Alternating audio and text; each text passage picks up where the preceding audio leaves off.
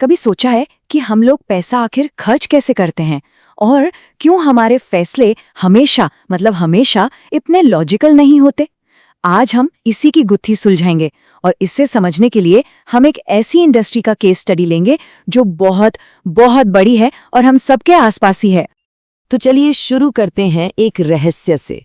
एक ऐसा रहस्य जो इस पूरे विश्लेषण के सेंटर में है, वो ये कि फ्री टू प्ले गेम्स, मतलब वो गेम्स जिन्हें खेलने के लिए एक पैसा नहीं देना पड़ता, उनका बाजार इतना ज्यादा मुनाफे में आखिर है कैसे? जरा इस नंबर को देखिए, 300 अरब डॉलर। एक अंदाजे के मुताबिक 2025 तक वीडियो गेम इंडस्ट्री का रेवेन्यू यहां तक पहुंच जाएगा। पता है ये कितना है? ये पूरी दुनिया की फिल्म और म्यूजिक इंडस्ट्री को मिला दें तो उनके टोटल रेवेन्यू से भी कहीं ज्यादा है। कमाल है ना? और सबसे हैरान करने वाली बात तो अब आ रही है। 2019 में इस जबरदस्त रेवेन्यू का 80% हिस्सा पता है कहां से आया? उन गेम्स से जिन्हें खेलना शुरू करने के लिए 0 रुपए लगते हैं। कुछ नहीं। यही तो वो पैराडॉक्स है, वो विरोधाभास है जिसे हम आज समझने वाले हैं। तो सवाल एकदम सीधा है, आखिर ये मुफ्त गेम्स हम लोगों से इतना ज्यादा खर्च करवा कैसे लेते हैं? इसका जवाब पता है कहाँ है? इसका जवाब छिपा है हमारे दिमाग के काम करने के तरीके में, यानी साइकोलॉजी में। अच्छा, तो इस पहेली को सुलझाने का जो पहला सुराग है ना, वो एक बड़ा ही दिलचस्प कॉन्सेप्ट है।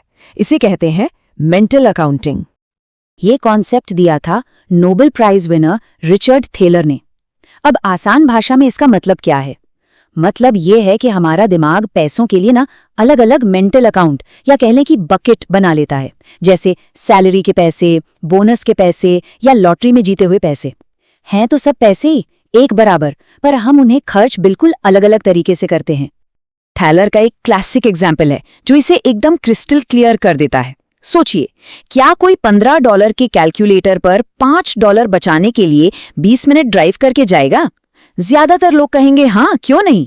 अच्छा, अब सोचिए, क्या वही इंसान $125 की जैकेट पर $5 बचाने के लिए 20 मिनट ड्राइव करेगा? ज्यादातर लोग कहेंगे अरे नहीं, छोड़ो। देखिए, बचत तो दोनों में $5 की ही हो रही है ना? लेकिन जैसे ही खरीदने का कॉन्टेक्स्ट बदला, हमारे फैसले की कीमत भी बदल गई। लेकिन सवाल यह है कि हमारा दिमाग आखिर ऐसा करता क्यों है? मेंटल अकाउंटिंग के पीछे की वजह क्या है? इसे समझने के लिए हमें एक और बहुत ही पावरफुल थ्योरी को जानना होगा, और वो है प्रोस्पेक्ट थ्योरी। ये जो ग्राफ है ना, ये प्रोस्पेक्ट थ्योरी का कह सकते हैं कि दिल है। ये 3 मोटी मोटी बातें बताता है। पहली, कि हम हमेशा एक रेफरेंस पॉइंट से सोचते हैं। दूसरी, और ये सबसे जरूरी है, वो है लॉस अवर्जन। इसका मतलब 100 रुपए खोने का दुख 100 रुपए पाने की खुशी से कहीं कहीं ज्यादा होता है। और तीसरी चीज है डिमिनिशिंग सेंसिटिविटी, मतलब जैसे जैसे फायदा या नुकसान बड़ा होता जाता है, उसका असर हमें कम महसूस होता है। नुकसान से बचने की ये जो फीलिंग है ना, ये बहुत ज्यादा पावरफुल है, और इसी से निकलती है संक कॉस्ट फैलेसी। मतलब वो सिचुएशन जब कोई बोरिंग फिल्म को भी सिर्फ इसलिए पूरा देखता है क्योंकि अरे टिकट के पैसे जो लग गए हैं। और एक और चीज है एंडोमेंट इफेक्ट। इसकी वजह से लोग अपनी पुरानी कार को मार्केट प्राइस से ज्यादा का समझते हैं। क्यों? सिर्फ इसीलिए क्योंकि वो हमारी कार है। चलिए, अब दिमाग की एक और आदत की बात करते हैं जो हमारे फैसलों पर बहुत गहरा असर डालती है, और वो आदत है तुरंत इनाम पाने की चाहत। इसे कहते हैं टेम्पोरल डिस्काउंटिंग। इसका मतलब बहुत सीधा सा है, हम भविष्य में मिलने वाले किसी बड़े इनाम के बजाय अभी मिलने वाले छोटे से इनाम को ज्यादा वैल्यू देते हैं। जैसे जैसे कोई इनाम भविष्य में दूर होता जाता है ना, हमारे दिमाग में उसकी कीमत भी मानो डिस्काउंट होती चली जाती है। इसी को कहते हैं प्रेजेंट बायस, और यही वो चीज है जिसकी वजह से कल बड़े एग्जाम की पढ़ाई छोड़कर आज दोस्तों के साथ घूमने का मन करता है, या फिर रिटायरमेंट के लिए सेविंग करने के बजाय एक नया चमचमाता गैजेट खरीद लिया जाता है। भविष्य का फायदा दूर लगता है, अभी का मजा ज्यादा जरूरी लगता है। तो अब देखिए, मेंटल अकाउंटिंग, लॉस अवर्जन और प्रेजेंट बायस, ये सारे कॉन्सेप्ट्स आपस में जुड़े हुए हैं और मिलके एक ऐसा पावरफुल जाल बनाते हैं जो हमारे फैसलों को चुपचाप बिना पता चले प्रभावित करता है। तो अब जब हमारे पास ये सारे साइकोलॉजिकल टूल्स हैं, चलिए वापस चलते हैं अपने उस शुरुआती रहस्य पर और उसे सुलझाते हैं। तो हम वापस आ गए हैं अपने उसी बड़े सवाल पर। अब जब हम ये समझ चुके हैं कि दिमाग कैसे काम करता है, तो चलिए देखते हैं कि ये फ्री टू प्ले गेम्स इसी साइकोलॉजी का इस्तेमाल करके पैसे कैसे बनाते हैं। इसका एक परफेक्ट एग्जाम्पल है बैटल पास सिस्टम। देखिए ये कैसे काम करता है। कोई भी मुफ्त में खेलना शुरू करता है, जैसे जैसे खेला जाता है वैसे वैसे इनाम कमाए जाते हैं, लेकिन वो अभी लॉक्ड हैं। अब धीरे धीरे उन पर एक मालिकाना हक सा महसूस होने लगता है। ये हुआ एंडाउमेंट इफेक्ट।